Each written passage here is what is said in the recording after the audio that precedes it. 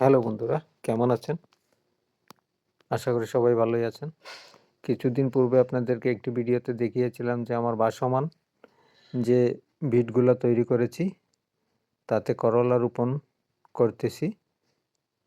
আজ এই করলা গাছগুলার বর্তমান অবস্থা আপনাদের সাথে শেয়ার করার জন্য চলে আসলাম। দেখুন আমার প্রতিটা গাছই খুব সুন্দরভাবে বেড়ে উঠতেছে। এই প্রচণ্ড ঠান্ডা অপেক্ষা করেও খুব স্বাভাবিকভাবে আমার গাছগুলা বেড়ে উঠতেছে। কিছুটা হয়তোবা বাধাগ্রস্ত হয়েছে তীব্র শীতের কারণে, তাই সব কিছুর পরেও গাছগুলো সুস্থ এবং সবল আছে, ঠিকঠাকভাবে বেড়ে উঠতেছে।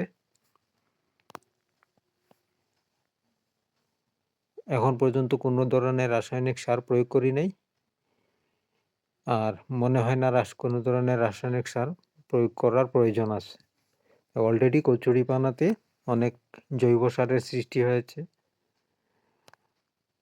রাসায়নিক সার যদিও দিতে হয় তাহলে একদম অল্প পরিমাণে এমওপি, ইউরিয়া আর কিছু বোরন সার প্রয়োগ করব, যাতে ফলের গুণগত মান অক্ষুণ্ণ থাকে, ভালো থাকে।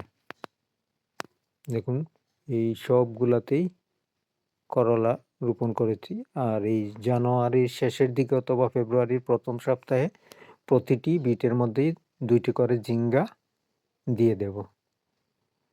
ঝিঙ্গা যখন দিই তখন তখনকার ভিডিও আপনাদের সাথে শেয়ার করব। যতটুকু সম্ভব হয় আপনাদেরকে আমি সব ভিডিও শেয়ার করার চেষ্টা করব। দেখুন আমার এই প্রায় প্রতিটিতেই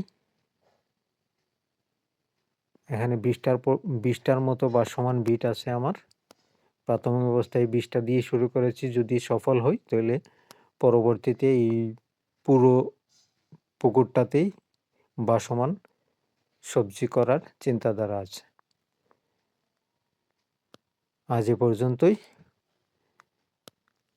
সবাই ভালো থাকবেন। আর আমার ফেসবুক পেজ একটু লাইক, শেয়ার, ফলো দিবেন।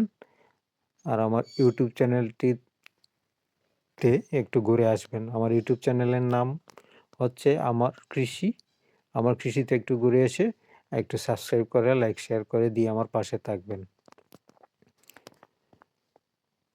আপনাদের পাশে থাকাটাই আমাকে আনন্দ যোগাবে, উৎসাহিত করবে। ধন্যবাদ সবাইকে। ভালো থাকবেন, সুস্থ থাকবেন।